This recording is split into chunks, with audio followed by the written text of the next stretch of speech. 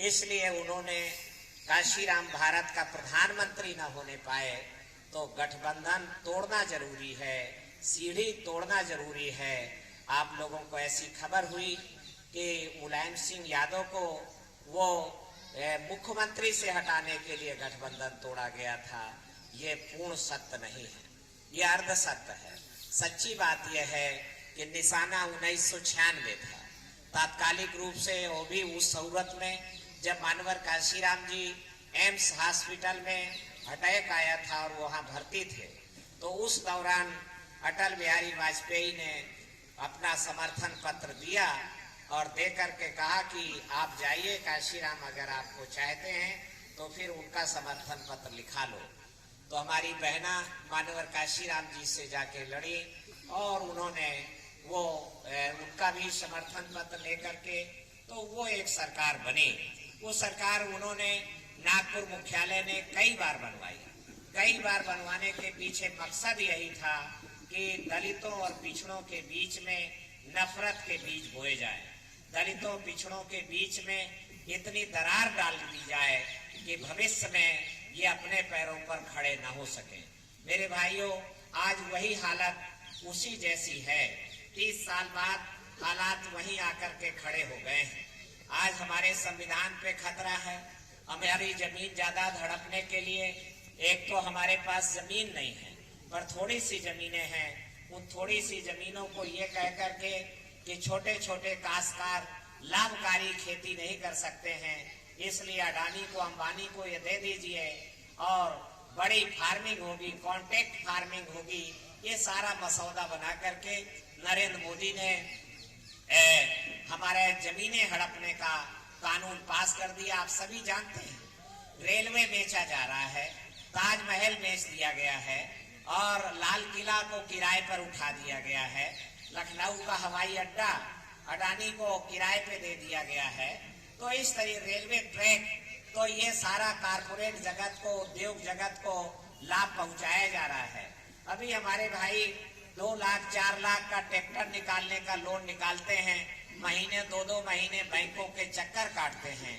किसान credit card में जब तक 5% से लेके 10% तक कमीशन ना बैंक मैनेजर का सेट हो जाए, तब तक उनको नहीं मिलता है किसान क्रेडिट कार्ड में। वहीं पर 6,000 करोड़ रुपए का, 10,000 करोड़ रुपए का घर बैठे लोन अडानी अंबानी को बैंक मैनेजर चेक में साइन करके जाकर के दे के आता है। ये इससे पता चलता है कि देश में पूरा कारपोरेट जगत हावी हो गया है। और जो खेती पर सब्सिडी थी वो समाप्त कर दी। बीज पे सब्सिडी थी वो उन्होंने खत्म कर दिया, खाद पे सब्सिडी थी वो खत्म कर दिया। और देखिए, खाद को वो आप जान न पाए कैसे जेब काटते हैं ये, कि आप जान न पाए। तो अगर खाद की कीमत केवल बढ़ाते तो जनता भड़क जाती कि अभी तो खाद इतने रुपए की थी, अब इतनी महंगी हो गई। तो उन्होंने 5 किलो खाद की बोरी में खाद कम कर दिया। 50 की बोरी, आज 50 किलो की बोरी आती थी, अब वो बोरी 5 किलो की हो गई। और वहीं दूसरी 45 किलो की हो गई। वहीं दूसरी तरफ इंडस्ट्री को भारी सब्सिडी दी जा रही है। उद्योग जगत जब दिवालिया हो जाते हैं, उनका लोन माफ कर दिया जाता है। उसका इस तरीके से पूरा देश उनके चल रहा है। तो ऐसे सूरत में जब हमारी जमीनें खतरे में हैं, हमारा हित खतरे में है, हमारा आरक्षण खतरे में है। अभी मध्य प्रदेश में पंचायत के चुनाव होने जा रहे हैं। वहां पर हाई कोर्ट के द्वारा आदेश आ गया कि पंचायतों के चुनाव में पिछड़े वर्गों का आरक्षण खारिज नहीं चलेगा। पिछड़े वर्गों का 27% घोषित आरक्षण तो है। जो लड़ाई मानवर काशीराम जी ने लगभग 6 साल तक लंबी लड़ाई लड़ी कि मंडल रिपोर्ट लागू करो वरना कुर्सी खाली करो, तो वो लड़ाई ठप कर दी गई और कुल अभी 27% घोषित है, पर 12 से 13% ही पिछड़े वर्गों का आरक्षण कोटा पूरा हो पाया है। अनुसूचित जातियों का प्लानिंग पक्की मजबूत प्लानिंग बन गई है। क्योंकि मेरे भाइयों, आप सभी जानते हैं कि हमारी तरक्की का जो आधार है वो शिक्षा है, दूसरा आधार हमारा संविधान है। तो शिक्षा के कारण हम लोग पढ़ लिख करके मास्टर बन गए, डॉक्टर बन गए, इंजीनियर बन गए, पटवारी, लेखपाल, कलेक्टर, कप्तान, थानेदार बीमार बन गए, तरक्की किए, पक्के मकान बना लिए, ऐसे ऐसे बड़े बड़े बुद्ध विहार बना लिए, सामाजिकता हमारी ऊंची हुई, स्टेटस थोड़ा ऊंचा हुआ, तो उन्होंने कहा ये गुलामी से बाहर जा रहे हैं, अब हमसे ये डर नहीं रहे हैं, पक्का मकान बना के सोफा सेट लगा के बैठ रहे हैं, हमें पावलागी नहीं कर रहे हैं, वगैरह वगैरह बहुत सारी बातें उन्होंने सोची। तो उन्होंने कहा भाई पढ़ाई रोकी जाए। तो ये आया भाई पढ़ाई कैसे रोकेंगे, हमारे पुरखों ने पढ़ाई रोकी थी, पर अब पढ़ाई रोकेंगे तो अमेरिका हमारे खिलाफ हो जाएगा, संयुक्त राष्ट्र संघ में हमारे खिलाफ प्रस्ताव पास हो जाएगा। तो उन्होंने कहा कि नहीं, हम एक तरकीब निकालते हैं कि सांप मरे न लाठी टूटे, पढ़ाई रुक जाएगी और दुनिया को पता नहीं चलेगा। कहा वो कैसे? तो उन्होंने कहा कि जहाँ पढ़ाई वाला अड्डा है, जहाँ पढ़ाई है, विद्यालय है, तो विद्यालय में विद्या की जगह पर भोजन रख देते हैं। ये भुक्खड़ लोग हैं, भोजन में उलझ जाएंगे और पढ़ाई को छोड़ देंगे, काम हमारा बन जाएगा। और जब ये 20-25 साल बाद जागेंगे, चेतना आएगी, तो फिर हम तब दूसरा रास्ता निकालेंगे, मिड डे मील खिलाओ, थाली बजाओ, घर जाओ। ये नारा बन गया। अमीर आदमी अपने बच्चे को ले गया नर्सरी में, कॉन्वेंट में, पब्लिक स्कूल में, जवाहर नवोदय विद्यालय में। अमीर का बच्चा वहां पढ़ रहा है और गरीब का बच्चा पढ़ रहा है प्राइमरी में। और जब परीक्षा होती है दरोगागिरी के लिए या कोई भी नौकरी, पटवारी, लेखपाल, मास्टर, डॉक्टर, किसी की भी परीक्षा होती है, तो प्रश्न पत्र एक समान मिलता है। तो प्रश्न पत्र जब एक समान है, तो अमीर का लड़का जो जवाहर नवोदय विद्यालय में पढ़ा है, वो खटाखट लिख देता है, नौकरी लपक लेता है। गरीब का बच्चा जो मिड डे मील खाने में रह गया, वो मुश्किल से 20-25 सवाल हल कर पाता है और उसके हाथ से नौकरी छटक जाती है। तो अभी तो नौकरियां निकाल ही नहीं रहे हैं। तो इसलिए हम लोगों ने, मानवर कांसीराम जी के चेलों ने सोचा कि जब परीक्षा एक समान है तो शिक्षा भी एक समान होनी चाहिए। वन नेशन वन एजुकेशन, एक समान शिक्षा देश में लागू करो, दोहरी शिक्षा बंद करो। तो हमने इसको संविधान में खंगाला, खोजा, तो संविधान में हमें मिल गया समय कि 6 साल से 14 साल तक की उम्र के सभी बालकों लिखा है। उसमें नहीं लिखा कि केवल गरीब के बच्चे को, नो, सभी बालकों को निःशुल्क और अनिवार्य रूप से और एक समान शिक्षा देने का प्रबंध सरकार करे। पर सरकार तो 2 तरीके के स्कूल चला रही है। केवल 25 लाख बच्चों को पढ़ने के लिए जवाहर नवोदय विद्यालय है और 25 करोड़ बच्चों के पढ़ने के लिए प्राइमरी स्कूल है। तो इसलिए हम लोगों ने माननीय अखिलेश यादव से इस संबंध में बात किया। उन्होंने इस पे, इंजीनियर आदमी है, टेक्नोक्रेट है, उन्होंने इसमें तत्काल रजामंदी जाहिर किया और अपनी मानवता प्रदर्शित किया कि ये तो बड़ा भारी घोटाला हो रहा है, हमारे गरीबों के बच्चे पढ़ ही नहीं पा रहे हैं। अभी जब संविधान खतरे में उनको बताया गया, उन्हें समझ में आया, तो उन्होंने 26 नवंबर 2021 को अभी मानवर कांसीराम स्मृति उपवन में प्रदेश भरे के अम्बेडकरवादी संगठन इकट्ठे हुए और इकट्ठे होकर के उनका स्वागत किया गया। तो उन्होंने ऐलान किया कि बाबा साहब अम्बेडकर के द्वारा बनाए गए संविधान पे हम आंच नहीं आने देंगे, समाजवादी पार्टी उसकी रक्षा का संकल्प लेती है। हमने ये भी कहा कि कानून को आप सख्ती से लागू करें। तो चूंकि हमें गरीब को और कुछ ज्यादा नहीं चाहिए, गरीब को कानून लागू हो जाए, हमें न्याय मिल जाएगा। हमें अतिरिक्त कुछ भी, हमें सब्सिडी अलावा कुछ नहीं चाहिए, हमें तो कानून को लागू कर दिया जाए। चूंकि कानून हमारे हक में है, कानून हमारे पक्ष में है, तो इस पे भी उन्होंने पूरी रजामंदी दी है। तो एक समान शिक्षा के लिए, पढ़ाई की बहाली के लिए और संविधान की रक्षा के लिए और भारत में सामाजिक बदलाव लाने के लिए, अमन चैन माहौल को पुनः बहाल करने के लिए और दलितों और पिछड़ों में एकजुटता कायम करने के लिए हम लोगों ने, मानवर कांसीराम जी के चेला लोगों ने दिल्ली, लखनऊ में इकट्ठा हुए 12 दिसंबर को, और ये फैसला लिया गया कि ऐसे सूरत में अब कोई लड़ने वाला नहीं है। क्योंकि जो लड़ने के लिए हाथी हमने तैयार किया था, नीला झंडा तैयार किया था, तो मानवर कांसीराम जी जब तक रहे तो हमारा हाथी दिन दूनी रात चौगुनी तरक्की करके लड़ाई लड़ता रहा और दुश्मन के गोल में घुस करके और उनको परास्त करता रहा और आपकी सरकारें बनती रही। पर जब उसमें दुश्मन खुद घुस गया है, सतीश मिश्रा घुस गया और उसने लड़ाई को ठप कर दिया।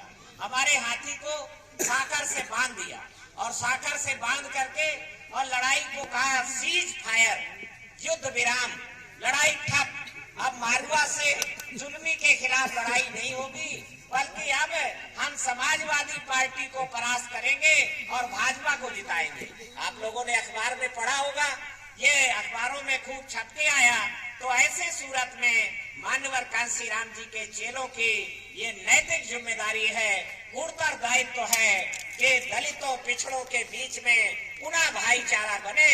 तो अगर हमें जालिम को पस्त करना है, शिकस्त देना है, तो अब सतीश मिश्रा तो खुद लड़ नहीं रहा है, हमारी बहनी को नहीं लड़ने दे रहा है। और इसलिए अब लड़ाई के मैदान में भाजपा को टक्कर देने वाला अगर कोई है, धरती पुत्र मुलायम सिंह यादव का बेटा अखिलेश यादव लड़ रहा है। और इसलिए हम लोग लड़ैया के साथ, और लड़ैया के साथ है, हम लड़ैया के साथ नहीं है, लड़ैया के साथ है। और इसलिए मान्यवर कांशीराम जी के चेले ये संदेश जहाँ तक मेरी पहुँच है मैं पहुँचाने की कोशिश कर रहा हूँ, और आप लोग जन जन को झंकृत करने की और उनके स्पंदन को, उनके मनोभाव को पकड़ने की कोशिश कर रहा हूँ। पर समय बहुत कम है। अगर ये समय, ये लोग कह रहे हैं ना चुनाव टाल देंगे, तो मैं समझता हूँ ये चुनाव टालेंगे तो इनकी मरही और आ जाएगी, क्योंकि हम फिर अभी 10% का सोच रहे हैं, फिर तो हम पूरा 22 का 22% पिछड़े वर्ग और समाजवादी को ही बहुजन बना सकते हैं। तो ये ऐसा हम कर सकते हैं। तो इसलिए ये चारों तरफ से घिर गए हैं। चुनाव कराएं तो इनकी मरई है, टाल देंगे 2 महीना 3 महीना के लिए तो हम इनको और ज्यादा टिहुनिया लेंगे। तो इसलिए मैं और ज्यादा बातें न कहते हुए समाजवादी पार्टी कार्यकर्ताओं से मैं कहना चाहूंगा, विनम्रता के साथ कहना चाहूंगा, ये कुदरत का नियम है कि जो वृक्ष फलदार होने को आता है, तो ये कुदरत का नियम है कि वो वृक्ष, वो डाली, वो टहनी झुक जाती है। समाजवादी पार्टी गुरुतर दायित्व है, कार्यकर्ता का गुरुतर दायित्व है कि आप झुक करके, आप नीचे झुक करके और वंचितों को, शोषितों को गले लगाएंगे तो आपको ऊंची ताकत मिल जाएगी, आपको बड़ी ताकत मिल जाएगी। वैसे भी ये नियम है कि जिनको हीरे मोती चुनने होते हैं उनको कंकड़ पत्थर में अपने हाथ नहीं फंसाने होते हैं। जो कंकड़ पत्थर पकड़े रह जाते हैं, मानिए कांशीराम जी कई बार मेरे सामने नेताजी से कह रहे थे कि भाई तुम कोऑपरेटिव प्रधानी, ब्लॉक प्रमुखी, इसके आगे क्यों नहीं सोचते हो? दिल्ली में बड़ा भारी पावर है, दिल्ली के बारे में सोचो। तो माननीय नेताजी ने उस बारे में भी सोचना शुरू किया। तो मैं आपसे कहना चाहता हूँ कि मान्यवर कांशीराम जी का बीजा मेरे पास है। अभी माननीय जिलाध्यक्ष जी ने अपने सैकड़ों साथियों के साथ कुठाउन के पास पुल में पचनदा के पास हमारा स्वागत किया। मेरे भाइयों, ये मेरा स्वागत नहीं है, ये मान्यवर कांशीराम जी के विचार का स्वागत है। और ये दद्दू प्रसाद को भी साबित करना है कि ये कांशीराम का बीज असली है, ये नकली है। मैं इसलिए आपके स्पंदन को, आपके मनोभाव को पढ़ करके मैं आपका आह्वान करता हूं कि आप लोग आए, आगे बढ़ें और आगे बढ़ करके जो बहुजन हमने बनाया था, तो मान्यवर कांशीराम जी ने बहुजन बनाने का मंत्र दिया था कि जिसकी जितनी संख्या भारी उसकी उतनी हिस्सेदारी। तो उन्होंने पाल को भी हमें कहा, ऐसे लगाया था, पाल को दो टिकट, केवट को दो और प्रजापति को दो, काछी को दो, लोधी राजपूत को दो, अब मुसलमान को दो। हम लोगों ने सबको, यादव भाई को भी दो, पटेलों को भी दो, सबको हम लोगों ने गले लगाया और बहुजन बनता गया। अब नारा बदल गया।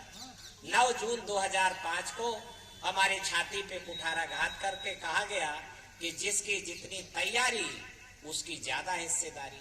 फिर आगे चल के उन्होंने कहा, मिश्रा ने, कि जिसके जितनी थैली भारी उसकी ज्यादा से ज्यादा हिस्सेदारी। तो जब थैली चल गई तो वंचितों की नहीं चल पाएगी, पीड़ितों की नहीं चल पाएगी। उनका हिस्सा कटता गया, पाल का हिस्सा कट गया, निषाद का हिस्सा कट गया, प्रजापति का हिस्सा कट गया, और तो और कठेरिया का हिस्सा कट गया, धोबी का हिस्सा कट गया, कोरी का हिस्सा कट गया, हम अकेले खड़े रह गए। जब अकेले खड़े रह गए तो हमें जिला पंचायत प्रधानी जीतना भी मुश्किल पड़ गया। हम लोगों ने अभी बुंदेलखंड में एक स्पेशल अरेंजमेंट किया, तो हमारे यादव भाइयों ने कई जगह हमारे प्रधान पद के जनरल सीटों में भी चमार को जिता करके सपोर्ट करने का काम हमारे पार्टी सामाजिक परिवर्तन मिशन के तो जिला संयोजक मोहरा ध्वज खुराना, तो यादव लोगों ने उनको सपोर्ट किया। ऐसा रिजर्व सीटों में भी, हमारे प्रधानी के सीटों में हम लोग ये कर सकते हैं, तालमेल कर सकते हैं। ये नैसर्गिक भाईचारा है, ये प्राकृतिक है। तो मैं ऐसी आपसे अपील करते हुए, तो बहुजन का बीज, मानवर कांसीराम जी का बीज मेरे पास है, मैं समाजवादी धरती में उसको रोपना चाहता हूँ। अखिलेश यादव की ये मुझे सहमति मिली है और इसलिए मैंने बाबू रामाधीन जी को लेके गया। मेरे गुरु हैं, इस यहाँ के सांसद प्रतिनिधि रहे हैं, बहुत उन्होंने तैयार किया है। तो इसलिए मैं आपसे कहना चाहता हूँ कि अब बिना इसके एक हुए होगा नहीं ये काम, क्योंकि अब पर चढ़ाई बहुत बड़ी हो गई है और दुश्मन का षड्यंत्र बहुत तगड़ा हो गया है। तो इसलिए मैं आपसे कहना चाहता हूं कि बहुत संजीदगी के साथ समाजवादी पार्टी के कार्यकर्ता थोड़ा झुकेंगे, प्रेम भाव लाएंगे। मैं अभी पीछे बीकेपुर में बहुत लोगों को प्रेम पत्र देके आया। मैंने कहा कि मेरा प्रेम पत्र है, इसको रिजेक्ट मत कर देना, विचार करना, फिर हम दोबारा मिलेंगे। तो इसलिए मैं आपसे कहना चाहता हूँ कि आप लोग जो है समाजवादी अम्बेडकरवादी समाजवादी दोनों मिल जाएं तो नहीं चलेगा मनुवादी। तो मैं आपसे, और आप बाकी भाव समझ गए हैं, आगे मीटिंग में जाना है। मैं नौजवानों से कहना चाहूंगा कि नौजवान साथियों, हमारी बीत गई। मैं 3 बार विधायक हो गया, कैबिनेट मिनिस्टर बन गया और 55 साल की उम्र का हो गया। मैं अगर दौड़ रहा हूं, मेरे ड्राइवर थक जाते हैं, मेरे साथी मुझे कहने लगते हैं, पर मैं दौड़ रहा हूं तो कांशीराम जी के बीज को पुनर्जीवित करने के लिए, पुनः अंकुरित करने के लिए मैं लड़ रहा हूँ। आप मेरा साथ दीजिए। इसकी गरिमा